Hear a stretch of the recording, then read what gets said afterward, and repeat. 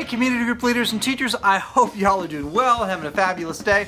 Hey, I'm excited because I get to bring to you this week's Leadership Minute. This is one more tool that you can have in your tool belt as you lead more effectively in your community group.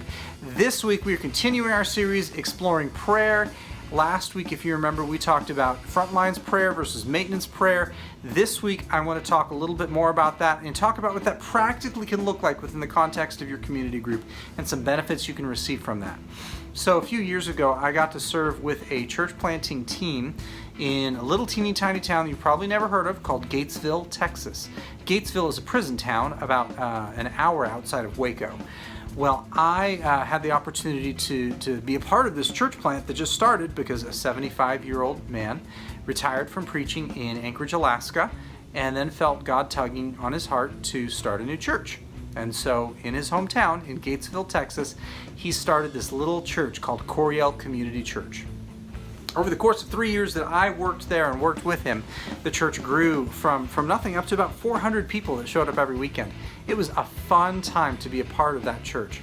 What made that church tick in a lot of ways is that we not only prayed for each other, we were willingly praying constantly for lost people to come to know Jesus. We as a church family, we actually spent time praying together as a group, but more specifically, there's several small groups that were praying all of the time. So I was a part of the leadership team, and the leadership team, we would pray and intercede together for God to do what only He could do. And I noticed a few things happening as we prayed for the city of Gatesville. Within the leadership team, we all got unified. We got on the same page as far as what our focus and our vision should be. Beyond, the lead pastor saying from the stage, our vision is all about doing this. Like here at First Baptist, our vision is to develop Jesus followers who become difference makers for a world of people far from God. Once we started praying that vision out loud, it brought unity among our team. We started seeing that we were all on the same page there. It also brought a greater passion and hunger within all of us to see God move, to see these people that we were praying for come to faith in Jesus, whether it was the mayor, whether it was city council members, whether it was business owners in town, or folks that worked in some of the industries that were in town, or even some of the prisoners, because Gatesville was a prison town as well. But as we prayed and we interceded, we wanted to see God do stuff. And so we started inviting people to church more. We anticipated that God was going to do stuff and free these people from the bondage of sin, from just the ick that comes from not walking with Jesus, and instead to find the peace and the hope and security that you can find in Jesus.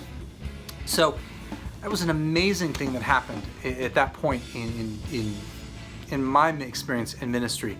But I want to encourage you, the same thing can happen here with your community group as you get together with the other leaders in your group and meet together consistently, whether that's once a month, maybe that's even 5 minutes before group, 5 minutes after group. Take a couple of minutes and pray.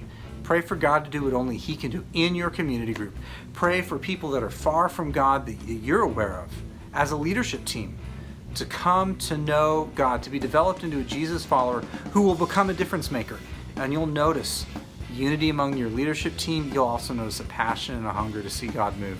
I hope that helps, and I'm really praying that this series will encourage us as a bunch of community groups to pray and intercede for people that we know to grow closer to Jesus. I hope you have a great day. God bless.